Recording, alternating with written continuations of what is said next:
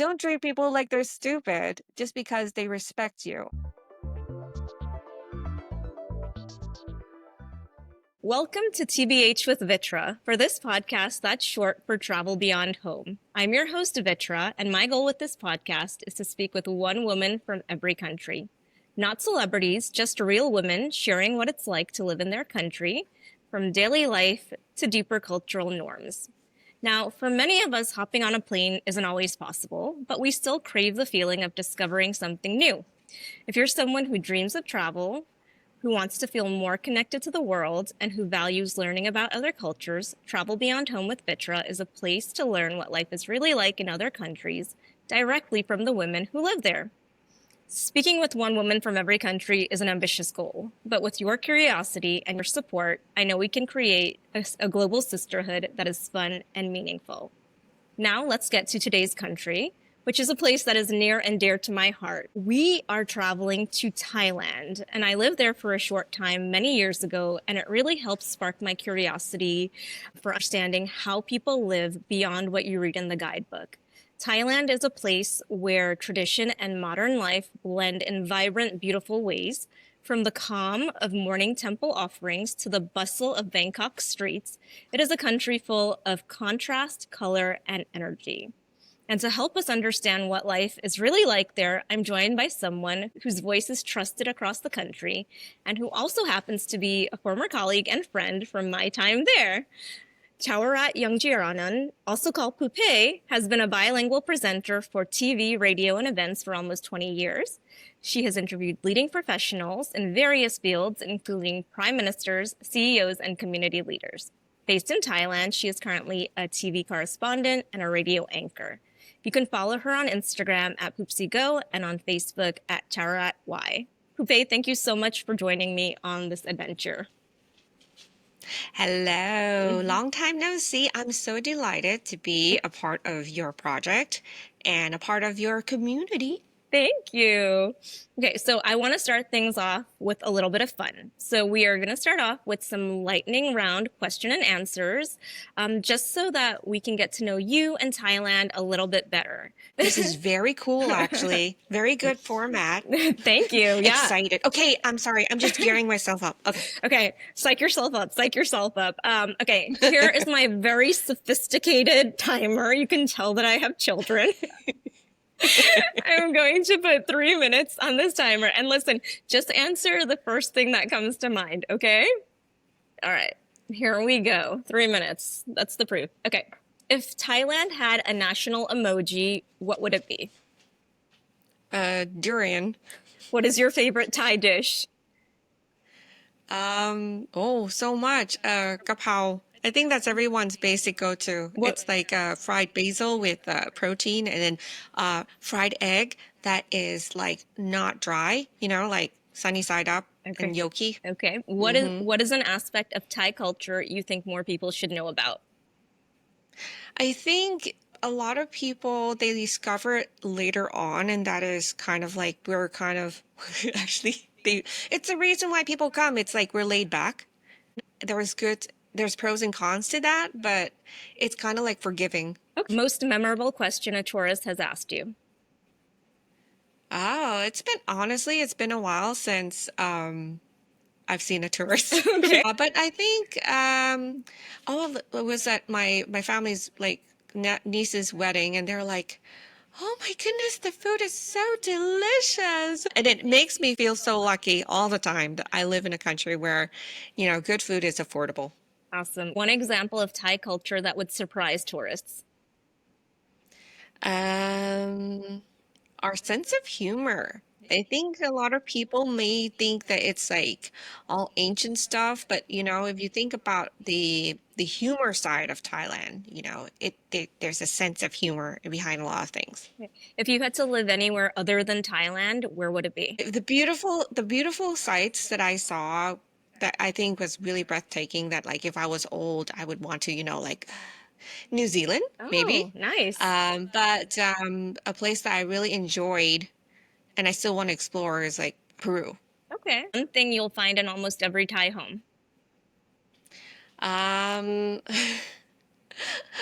a mic quad or something to like clean the dust. Okay. Because in Asian culture, you're supposed to leave your shoes outside. What's one thing from another country you wish there was more of in Thailand? Oh, oh, fruits. Like really nice, like wintry fruits, like, in cheaper prices, like strawberries. Whenever I go to like, America or someplace where it's like a normal there, a normal fruit there, I'm like, oh my God, look at these blueberries.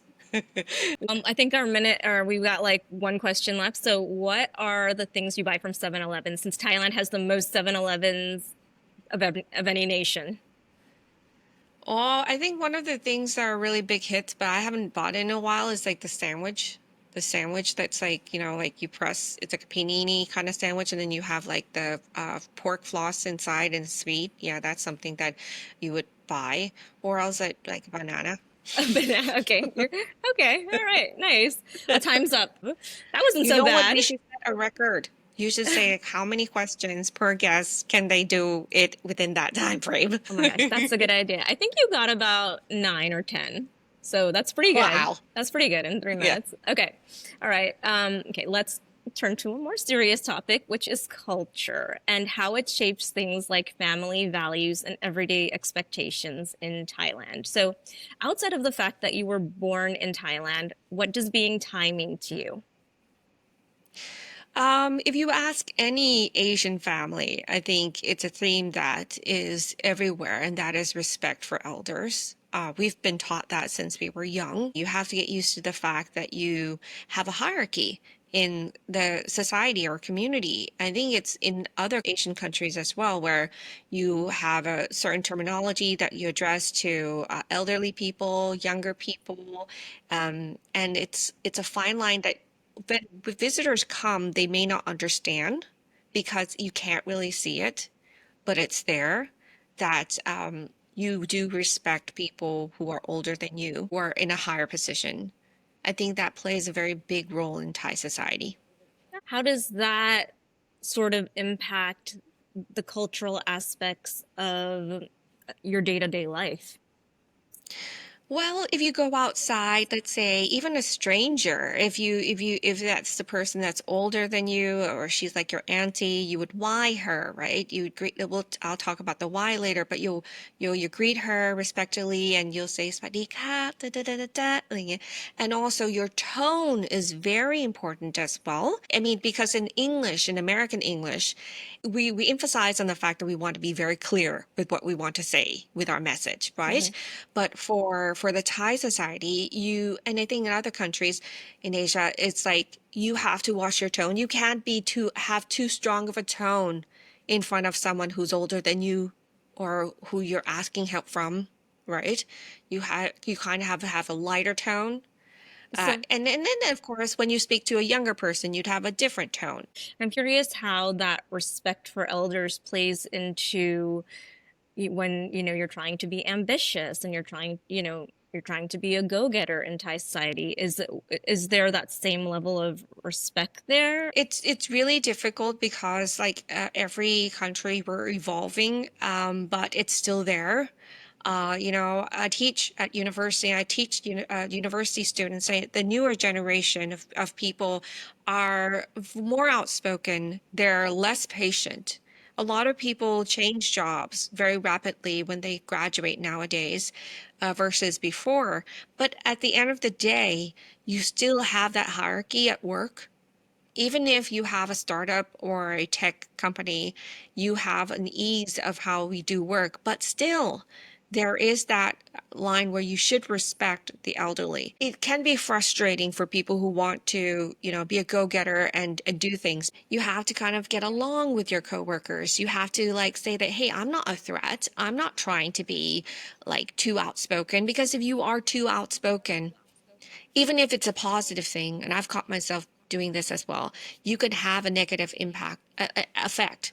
Like people might think, oh, you're just trying to show off, or you're just trying to, it's all about business with you. Where's our camaraderie? Or, you're just thinking about yourself. You're so selfish, because in Thai society, it's more about caring what other people think I mean, there's good parts of it, there's respect, but then again, you have that kind of thin line where how do you balance it out where you have your own respect and you want to get better? I mean, from what I see, people who are successful in climbing up the ladder or are able to make a bigger impact are those who are able to have great emotional intelligence. They are able to make everyone feel at ease when they're at work and to feel that, hey, we're working together and also be a leader at the same time, but not in a very like shocking way where, it disrupts everyone. And, you're able to get things done really fast and effectively, then you will have that opportunity to grow. But you definitely have to have really good emotional intelligence. In terms of the culture and traditions, tell me about some of the most important, customs that Thai people grow up with. Well, family is really important for a lot of people. In Thailand, it's like a given that you take care of your elders. What are those images and those festivals that really you grow up with and that would be interesting and unique for people who don't know about Thai culture? One of the most important holidays for Thailand is Songkran, right? Songkran, the water festival. And this is one of the biggest misconceptions that a lot of foreigners think when they think about Songkran because they think that it's like a water party, a water fight party, but actually it's the New Year's for Thais. It's a time where you go and see your family and pay respect, have dinner or a meal with them, spend time with them. There's actually specific days, like one day where you go to the temple, one day where you go and see your family. And then, of course, you have the water fight. I experienced Songkran when I lived in Thailand, and for me, it was fun. I knew it was the new year and it was a big celebration, and everyone's just having fun. But would you know what the water, like shooting water at each other, actually signifies? Actually, I know. Water symbolizes life, Okay. right? And like a new start kind of thing. So actually back in the olden days, you didn't shoot water at people. You had a little like, a little like bowl, with water. And actually the tradition is that you ask for blessings from elders and also you get blessings from elders through water. So in my family, the OG, what you're really supposed to do is you're supposed to take water that's pretty pure and clean, and then you put flower essence in, okay, and then you put some like petals in the water, and then you pour it over the hands of the elders to wish them good health and everything, and they in turn will take that water and sprinkle it on your head to bless you Okay. for a good year. Okay. Okay, so let's move on a little bit to motivation. And, when you look at Western culture and you ask people, hey, what motivates people in Western cultures, they would probably say things like the possession of things, money, cars, just material things. And so I'm curious for Thai people, what drives them? Like, what are Thai people motivated by? Well, I mean, the same thing. We're all humans, right? Yeah, we're all humans. I wish I had like a nice I mean, I could be poetic and say, yes, we are a country of Buddhists. But it's true. I mean, like, just like any other country, you want a better life, you want to have a healthier life. And so, yeah, a lot of people do want money. Well, you mentioned Buddhism, which is good because maybe people who would listen to this, have heard of Buddhism but don't know just what the basic and the foundational idea behind it. I'm Christian. Okay. But my family, my grandmother was Buddhist, and I actually grew up going with her to the temple. I do understand that it's based on letting go of a lot of things, like just accepting that it's kind of like brutal when you're young and to hear it, but like accepting that everyone will die and and that life will it's like a circle of life kind of thing, and it's just like letting go of things, and that's probably one of the reasons why um why Thailand is kind of like an open community, open society, because a majority of people are Buddhists and they're just taught to like karma. Like if something happens to you, it's because of something they've done in the past, or it's better not to have conflict because that could be bad for your karma or whatever, and just to forgive. That's why a lot of people are very forgiving, and I think that's one of the reasons why, I don't know, from my observation, that we're so open to things like LGBTQ plus, having that sense of like, yeah, just live in peace, just as long as we're together, right? Is there a definition of what a good life means to people where you live? I mean, we kind of touched on it before, where it's maybe the same as it is in Western cultures, where people just want a better life, good health. Is that ultimately what it is, or is there something unique about what a good life looks like in Thailand? It depends on who you talk to. It depends, right? Because everyone has different life goals. But in majority, I think a lot of people just want to have enough money to take care of their family, and they want to have a house, they want to have a plot of land, and they want to, which is harder now in the city. So that's why you're seeing a lot of people sometimes going outside the city to do that. But unfortunately, to do work, you have to be in the city. So a lot of people are still, you know, in Bangkok. But yeah, a lot of people are just wanting to have a good, like, peaceful life. And I think that in Thailand, we're kind of spoiled in terms of the fact that we will never go hungry, kind of, because you have food. Even if you're poor, there are charities out there, or there's ways that you can have good food. But then there are other people who want to travel around all over the world. So I don't Yeah, it know. seems like these things are common, regardless of whether it's Western culture or Thai culture. So there's obviously It, similarities. yeah, Vitra, there's a reason why a lot of expats want to come to Thailand, Oh right? yeah. Because the quality of life is so good in terms of like food and weather. Hmm. And I think it's the same thing for Thais. Like that's why if you look at the statistics, not a lot of Thais go overseas to work. They kind of are homesick and they want to stay in Thailand. So I think a lot of people just want to stay in Thailand, have a good job, have a good, home, and then just enjoy it. Because I mean, we're spoiled. We have beaches and we have mountains. What is something the rest of the world could learn from the Thai way of life? Letting things go. I think just finding humor in things. Like a lot of situations that happen, like that when they're stressful, Thais tend to try to find humor.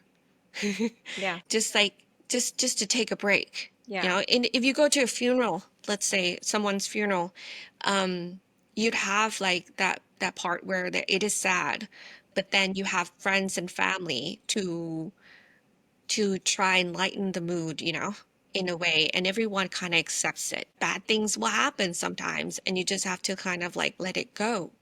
I mean, it's not saying that Thais let everything go like 100%, but I feel from my observation, we have the community has easier time of letting things go compared to, like, let's say if you were from a Western community where it's like more black and white. Yeah. I want to get into a little bit, even though this podcast isn't meant to be a guidebook, I do think there's value in talking about what travelers should know when visiting a place. So, not just where to eat or where to go, but also how to move through the country, kind of like with a little bit more awareness, curiosity, and respect, like you had initially talked about. So, if someone was traveling to Thailand and really wanted to understand the country and Thai people, what should they pay attention to that the guidebooks may not mention? Respect. You really need to respect people. And Just how does that because, show up? How would a yeah, completely foreign person do that? yeah, like first off, like first I want to address the fact that when foreigners come to Thailand, they see smiles and they see the politeness of people, and they serve you like almost like if you're like God. That's because it's the way of the culture. But if you do not act respectfully, they might not tell you in your face, but they'll speak behind you. Or like people will say, "Oh my goodness, this person is not respectful." So watch your tone, you know? Try not to be so forceful. When things go wrong, be patient. You're in someone else's country. It is not your country. So things might not be as fast as it is in your country. Things might not be as organized as it is in your country, but it works here in Thailand to a certain degree. Yes, we're still progressing, but don't look down at us. Yeah, we're still developing, but still we are not stupid. Don't treat people like they're stupid just because they respect you. If you go to temples, of course, one thing you should bring a pair of like comfortable pants. Of course, you have to cover yourself when you go to temples. You just a little tip: if you go to a temple, you get those cheap like pants, but sometimes though they're not authentically made in Thailand. So I would try to like maybe look online or whatever to see where you can get really nice like those like comfortable, I don't know what they're called, but the elephant pants that are made in Thailand. That was one of the big controversial thing in Thailand because the Chinese manufacturers were making it and it wasn't really truly Thai. And now you have like different versions of those pants, like Mhm. different provinces have different prints representing their local community. Also, take your shoes off before you go into someone's home, unless they say you can. I mean, that happened to me. I think I had a relative who's Thai actually, but was, in overseas, like living overseas. And when they came to my house and they didn't take off my shoes, I was just like, oh, What did you I say? was Did like, you tell them? oh, I didn't say anything because I was Thai.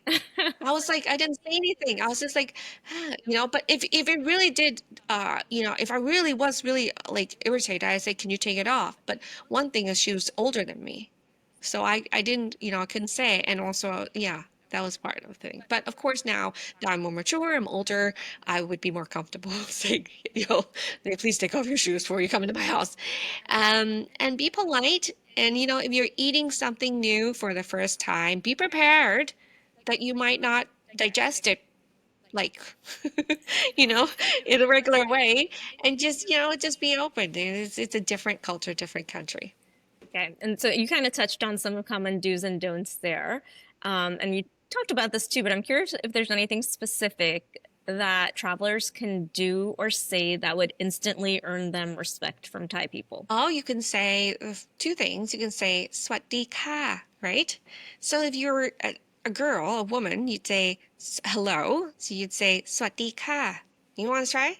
I remember from my days, but it doesn't sound like yours. Mine is sawadika. Or It's the same. It's the okay, same. okay. You And didn't change. okay. Yeah, and ka is a sign of respect. It's for women, but for men, it's krap. So Mhm. then it'd be "swathi krap." Okay. Yeah, okay. Okay. If you don't know, you can't remember, just say "swathi ka." Oh, no, sorry, "swathi" or Sawati. something, but in Okay. a nice tone, right? Okay. And then, of course, if you want to say thank you, which is something that you probably will have to say when somebody does something for you, you can say "ขอบคุณค่ะ." Kapkun ka. I remember this one. Say it with some Okay. confidence there, Okay. Vitra. Okay. Okay. ขอบคุณค่ะ. Kapkun ka. Longer, don't go fast. Just go ขอบคุณค่ะ. Kapkun ka. Yes. And of course, if you're a guy, then you say ขอบคุณครับ. Yeah. So there we go. Okay. That's it. Just say สวัสดีค่ะ and ขอบคุณค่ะ. Like, that's it. Hello and thank you. Right. So, because honestly, if someone gave you something and you're like, oh, that, you have to say ขอบคุณค่ะ. Yeah. And when you say ขอบคุณค่ะ, they're like, oh my God, you're so cute. Okay. You can say thank you. Um, all right, awesome. Everyone has to try that now. And slowly the way she made me do it, by the way. Okay, so, Thailand has markets. You guys have temples. You have rooftop bars. You've got some of the best beaches. You've got villages. You've got rice paddies. You've got a bustling city. What is a place or a thing that you might not find in the guidebook that you, as a local, having lived there for decades, would suggest that people do or go? Oh, I myself discovered it, and that is if you look at the news, it's coming up and coming. Because I'm a chocolate lover, Okay. so we have cacao. We have cacao farms. So if you go to places like Nan, like try to go off road sometimes. Go to provinces that are not those touristy areas, and you can go to Nan, and you can go to cacao farms and see how cacao is grown in Thailand, and you can buy chocolate that is grown in Thailand, which is different in taste, of course, because chocolate tastes in different weather and conditions. In Thai, it's more acidic a bit, the chocolate here, but it's really good. We have a lot of up and coming like chocolate brands. Oh, Yeah. nice. Okay, Yeah, and yeah. last thing for in terms of travel, talk to me about safety a little. What are the things that visitors should do, should not do, especially in regards to maybe families who are traveling with young children or female travelers, whether they're solo or traveling in a group? What are some guidelines you would say for safety? Oh, there's so many things, but I'm gonna try to like go hit on the most important ones, and that is do your research and go with legitimate tour guides or tour companies. I know it's very tempting to be cost effective and go to like cheaper vendors and everything, but do take in mind that that means that their standards might be lower in terms of safety. When you're on the road, even though you think that it's safe, there are still a lot of traffic accidents and everything. So if you're with your child, just make sure that you have them walking in the right area.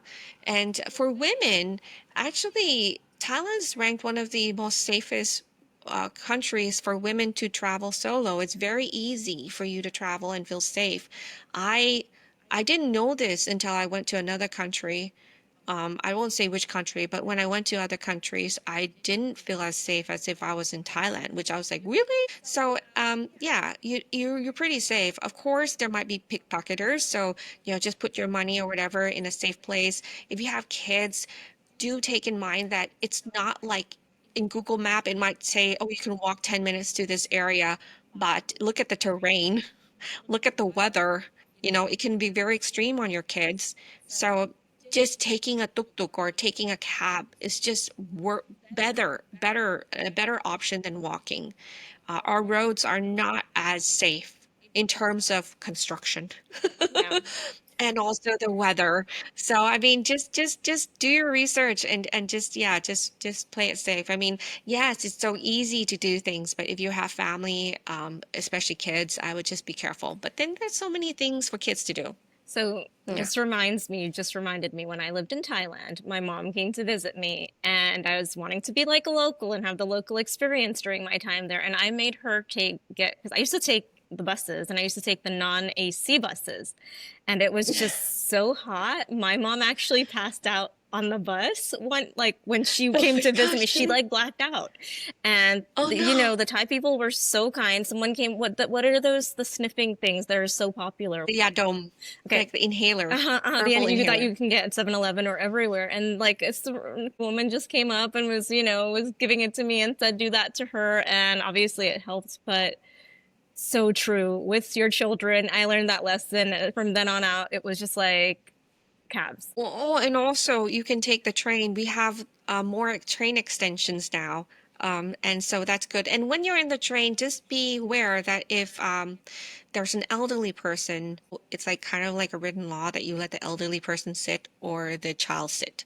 Or the So, monks yeah. on the buses Or the at the monks, front yes. in the front of Yes. the Or buses. pregnant women. Yeah. Yes. And pregnant women in Thailand, how you can tell if they're pregnant is they have a safety pin in front of their belly. Oh. Yeah. Is that a Thai thing or is I it don't know where it's from, but I found out from my friend who got pregnant. And then she's like, I don't understand why I have to wear this safety pin, blah, blah, blah. She didn't want to wear it. But I understand now because when I go in public and I see women pregnant and they're having that safety pin, it's kind of like, in a way, it's kind of nice because then people don't have to say, oh, are you with child? And you're not with child. I mean, you're just being your natural weight. It's not insulting, right? It's kind of like a clear communication to people saying, hey, I'm pregnant. If you could, please give me a seat. like since we briefly mentioned, I just want to talk about monks a little bit and the respect around that. So in the buses, I know when I lived there, when a monk got on the bus, the front seats, the people had to get up in the front of the bus and give their seats up. Is there anything else that you would advise people who like this is a very new thing for them to see? Yeah. Women can't touch monks. So I would suggest that, just make sure you're not too close to the monk. Can you talk to them? If you're a woman, As a woman, can you talk you to can them? talk to them. You can talk to them. Yeah, you can talk to them. But usually we don't talk to monks on the road. We just respectfully let them, pass by or whatever. If you are a Buddhist and you're a practitioner of Buddhist, then of course you'd buy them and you pay respect. But yeah, I mean, just keep your distance and just be respectful. Okay. Hmm. And so now we're getting at the end of the time. And before we go, I do like to do a little guest project where I ask each guest to share one small but meaningful thing from their culture. So it could be a phrase, it could be a recipe or a craft of some sort, just something that says this is part of who we are. And today I think you're going to show us the why. That's WAI. So can you tell us its significance and what it is? Well, actually, I was kind of like hesitant to do this because I just realized last minute, it's like, wait a minute, we're a podcast. Oh, it's okay. Can people see me do the why? It's okay. I'll try and describe it Yes. as best as I can. People Okay, will so let me see. just tell you what. Because I will Huh? post the clip on Instagram and people will see it. Oh, So they okay. will know. So basically, you kind of like put your elbows close to your body like this, right? And then you put your palms in front of you, and you don't lift your hand, right? Your palms like basically like this, like together, Okay. right? Not too tight, but just like loosely. And then you don't move your hand to your face, but actually you bow your head down and you kind of like touch like your nose with your finger. So like this, like that. Yes. That's considered like a standard Y. What is the significance of the why for people who don't know? So, and I think that a lot of people, when they come, they kind of don't understand, right? You don't necessarily why everyone. You why for elders. You why for like when you see a doctor, you why them. You why people when you say thank you. Or say goodbye. So yeah, but if you're older than someone, you would not why them. They have to why you. And then you can return the why, or you can nod your head. Part of this project is for people who are viewing or listening to try it. So for those of you who want to try it, please share a photo on Instagram with the hashtag TBH with Vitra Thailand so that we know it's from the Thailand episode and we will repost it. Okay. So Pupe, thank you so much for sharing your time and giving us a look at Thai culture. I think it's these local perspectives and speaking with someone who actually lives there that helps us understand the place a little bit better. So thanks for being here. It's my pleasure. And to those listening or watching, if you enjoyed this episode, I hope you will continue to follow me on Instagram at TBH with Vitra. There are so many more voices to come from all over the world, and we are just getting started. Stay curious and stay kind.